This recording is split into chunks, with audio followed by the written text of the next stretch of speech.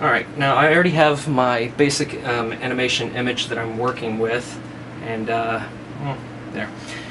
And all my various layers, as you can see, I have a layer for like his little music, his iPod or whatever he's listening to there. I have a layer for his face, I have a layer for his hair up here. And so basically I've created this image using various different layers. I did the overall outline as one image, and then I came in and broke it down into various layers. So however you want to achieve this layer effect is up to you completely. And as you can see, I have another layer for his eyes. Now something I want to show you real quick is creating expressions with the eyes. What I did is once I had this initial drawn out and colored in and his expression and everything, what I did is I came and I selected the layer that I was working with. Let me find his eyes right here. Okay, so what I did is I highlighted this layer and I came up here to layer and I chose duplicate layer, and it created a secondary layer for me. Okay, so you want to hide the original layer, although you're not going to see it right now because I didn't duplicate it, I just showed you the function. But when you have your secondary layer, you can deselect your first layer and select the second layer and come in and change the facial expression.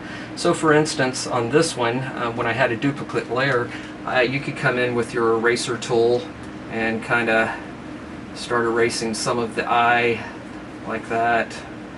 Ooh, and then all of a sudden he has a very not so happy look. So, and that would be a separate layer, so you can create various different facial expressions. I'll show you some here real quick.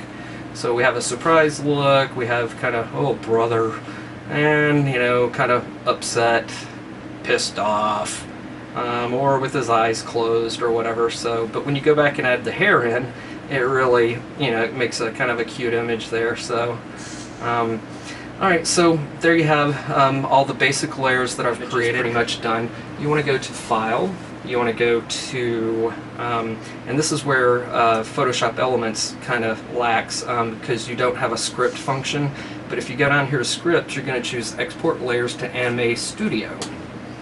Now you'll want to create a new folder on your desktop. Just before you do this, I called mine Anime Baby, and it's going to create a new project called Untitled, and you're going to click Save.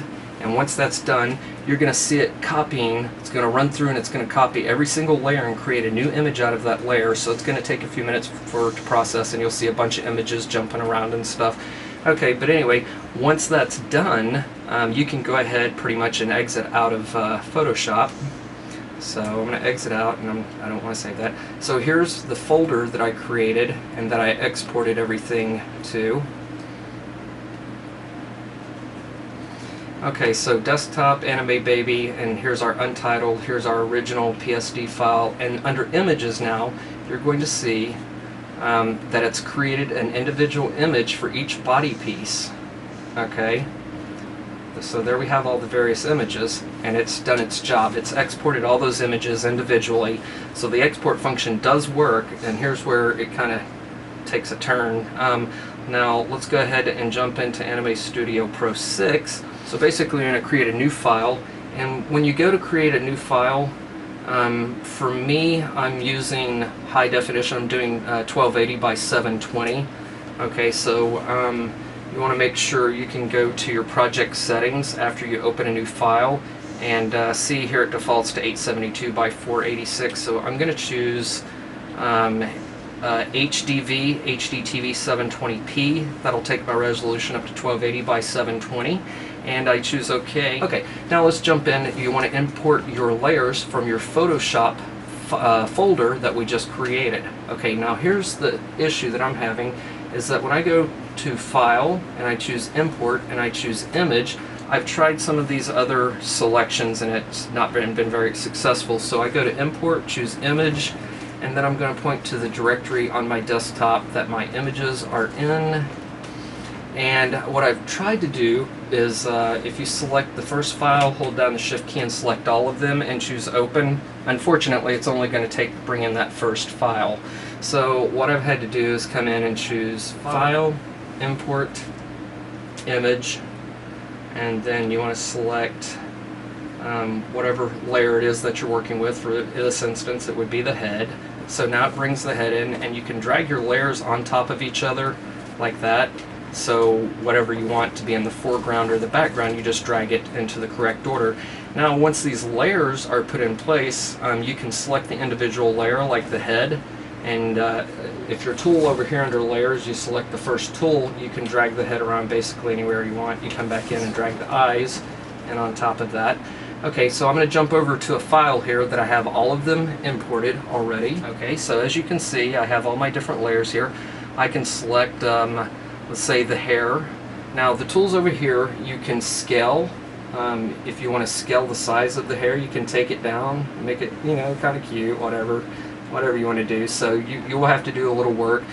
So this one allows you to move the layer around, the first one, okay, and the second one allows you to scale the size of the layer. This one allows you to turn the layer, okay, various different directions. Now, in order to take this and create the animation that I want to select, first off, I decided to work with the head. So I'm going to come in and I'm going to select, this baby's wearing headphones, and I want those headphones to sway along with the head and everything. So I'm going to hold down the Shift key on my keyboard, and I've selected my first layer. I'm going to select the hair, then I'm going to select the eyes, and then I'm going to select the head. So you see all four of these layers are selected now since I held down my Shift key, or you can hold down your Command key if they're in various different order or whatever. Now, here's where we begin the animation process. As you can see, we can take all four of those selections now and drag them around pretty much to anywhere we want. Okay, so what I'm looking to do on your timeline down here, you want to come ahead and let's say you want to go to 24. This is going to be it's 24 frames a second is what I'm running at. So if I go to 24, that's going to be 1 second of video. So I jump ahead to frame 24 down here, and I drag those layers off to the side a little bit. I jump up to frame 48 here, and I drag it back to the opposite side, and then I jump up to 72 here, and I drag it back, and then jump up to 98.